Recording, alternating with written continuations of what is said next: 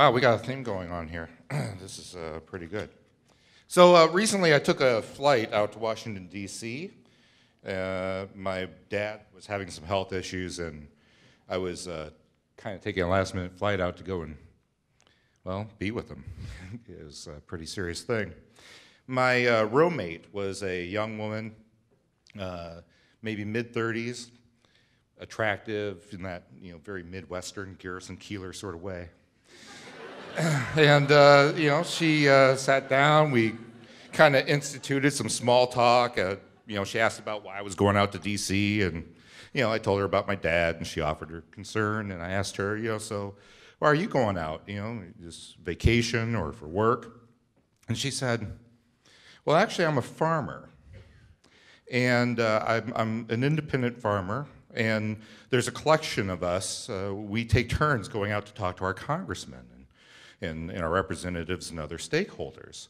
As independent farmers, we don't have real lobbyists. And I said, wow, I never in a million years would have pegged you as a farmer. I mean, young lady, and you just didn't look like a farmer. She said, yeah, have 100 acres in northwest Iowa, beautiful. I said, where? Well, it's a town you probably never heard of. She told me. Of course, had never heard of it. But really great stuff. And I talked with her a lot about my respect for the farm, and that I try to support small farms in whatever way I can, whether it be through my local co-op or at the farmers market.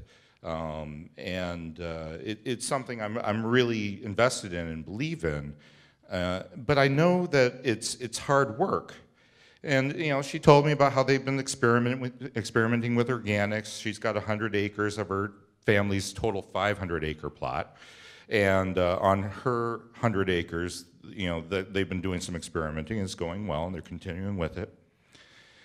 And so I said, I don't pretend to know much about farming, but I got to ask, with all the things against you, like GMOs and big agra and the hard back-breaking labor that it takes, what is it? What is it that keeps you going against all of that?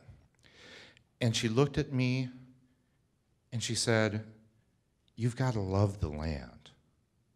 And not just the way it looks or the idea of it. You've got to live it completely. You've got to be intimate with it. Because at the end of the day, you're going to be covered in it. You're literally going to be covered in shit. Because I'm an organic farmer, I spread manure all day, and I get home, and half the season I'm covered with it. I have to take 2 showers before I can even get a hug from my kids or kiss my husband, because they won't have anything to do with me. But I do homework with them, and I try to have a good rest of the evening. And when I get home, right before my head hits the pillow, the last thing on my mind is, I can't wait to get out there and get covered in shit again. You gotta love the land. And that got me really thinking about the nature of our work. And thinking about what shit do you want to be covered in, right? I mean, because isn't that really what work should be about? I'm a writer. I work with words, and I love to be covered in them. I love to be surrounded by them. I love to be immersed in them, and I love to be intimate with them. And just like the farmer and the land, that relationship is intimate. They are bound, they are tied, because the land is just land and the farmer is just a person without each other. It is the farmer that makes the land a farm, and the land and what comes from it that makes that farmer a farmer, in the same way that I'm bound to the words, and it is the words that make me a writer. So, I guess I've got to ask, to close this out, what is it for you? What is the shit you want to get covered in? And if you don't know the answer to that question, you better find it, and you better find it fast, because I don't know about you, I would much rather go to my grave having tried and failed at the thing I love than to know that I suffered and succeeded at the thing I hated. You gotta love the land.